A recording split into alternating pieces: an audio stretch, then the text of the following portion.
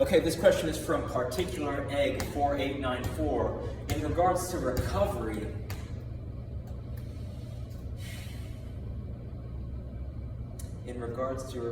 how do you know when you should recover? Thoughts on recovery? Recovery.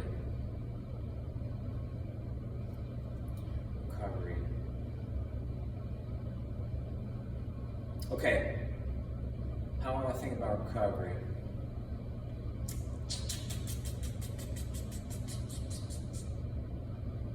There are some things that you do in life that, okay, I'll give you an example. If you take, let's say you got a headache, you take a Tylenol, might help you reduce the fever if that's your goal. If you take the whole thing of Tylenol, you will probably die, right? So it's almost like a squat or a deadlift, right? If you load up 10 pounds on a squat rack, squat bar, and you squat down, right? You might be able to get it up. If you load up 500 pounds and get on the squat and try to do 500 pounds, you could crush yourself and really hurt yourself. So there are some activities that don't beat your body up, that rejuvenate the body. RMT rope is one. I would say juggling on a softer surface like on grass or sand is one. I would say Ben Patrick's ROKP, right? Reversing out of knee pain is another restoration activity. I would say hanging from a pull-up bar is a restoration activity. I would say doing balance work, right? Using a David Weck Bosu ball, right? Whenever you're doing balance work. So you can kind of see how some things that you do in life beat your body up, where it's going to impair your movement, your moving abilities the next day, right? So it's almost like you want to avoid things that take away from your ability to move effectively on the field. And I think as a young player, you have a huge advantage, because most of it, the worst way that I hurt myself as a soccer player was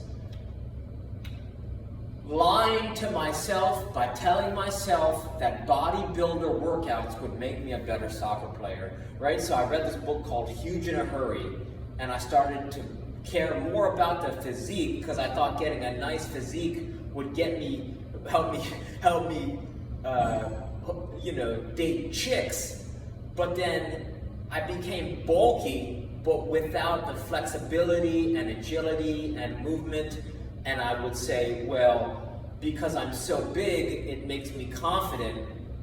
And since I'm confident, I'm a better soccer player. And that was true in parts, but I was going about it in the wrong way. So I would say it's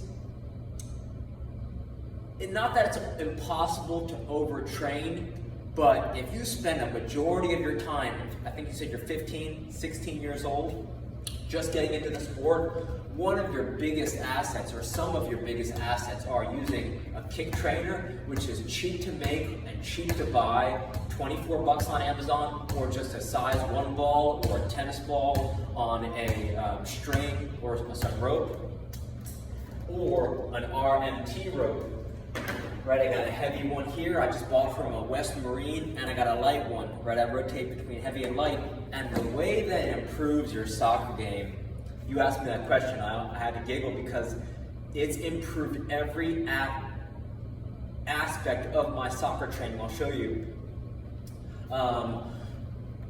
In the beginning, first you want to just take the steps to make one, right? Because you can't train with it in theory if you don't have one. So just find any rope. You could even use a jump rope, right? If you have a jump rope lying around, even if you have a shoelace lying around, you just start to swing it, right?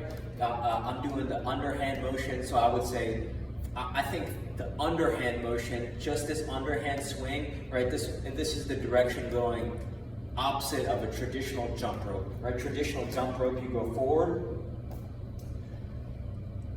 The way that I think is a great way to teach the RMT rope in the beginning is to teach the underhand swing, which is the opposite direction, right? It's a reverse jump rope direction. So then you could start to go here, and then you start to go, you switch your hands, pop, pop, pop, pop, breathing in through the nose, right? Breathing into your belly, either out through your nose or out through your mouth, and just feeling it, right? And then you could start to alternate hands and get into a nice rhythm. And since the body's connected from finger to toes, that means that your hands and your feet, they're intimately connected. So the way that this helps with your soccer abilities is that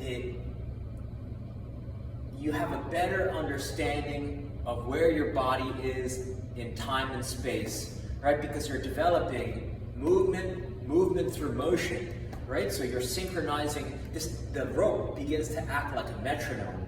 A metronome is a tool for musicians to keep a beat, a tempo, right? So by synchronizing your movement, you're going to make all of your movement on and off the field more connected. You're going to feel, right, this RMT rope, when you learn the alternating underhand sneak, it improves your running technique.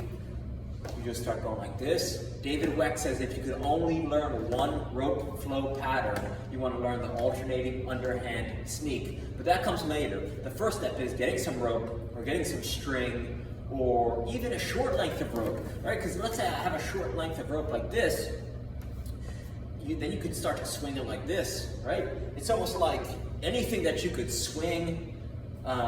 Just find literally any hardware store, right? Your local hardware store or Home Depot, Lowe's, Walmart will have some soft rope. Anywhere, you can order it online, right? It's a cheap length of rope, right? You want it softer is ideal. I've been telling people that you want your rope to be a little bit longer than you are tall, because then you could tie some knots for handles, and softer so it doesn't chew up your hands. And you know what I really noticed was that using an RMT rope helped me improve my juggling. And since not all the best jugglers are the best players, but all the best players are always the best jugglers, if you can improve your juggling, then you can improve your passing, shooting, and dribbling. And if you spend some time using an RMT rope, it'll help improve the juggling. So it's like the foundation of more efficient and effective movement elevates your juggling abilities. So yeah, if you want to take an effortless soccer vacation, you want to oscillate, right? Rotate between juggling. You could, even if you're not the best juggler, start out with a balloon. You could use a hacky sack, bring a tennis ball with you everywhere you go, mix it up, use the thighs, use only your right thigh, use only your left thigh, encourage, right? Let the ground be your training partner, right? To balance, every ground gets a touch, you get a touch. Ground gets a touch, you get a touch. Ground gets a touch, you get a touch, right? I used to beat myself up whenever the ball hit the ground because I was,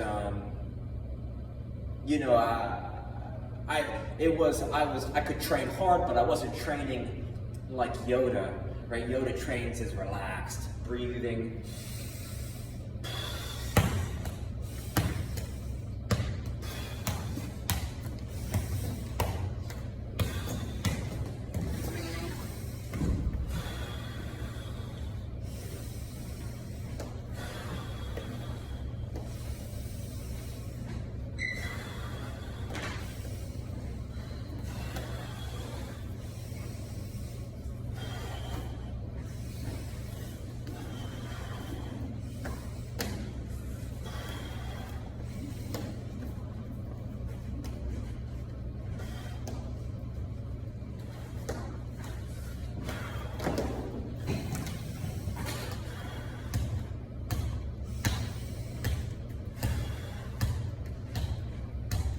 Right, so being relaxed, right?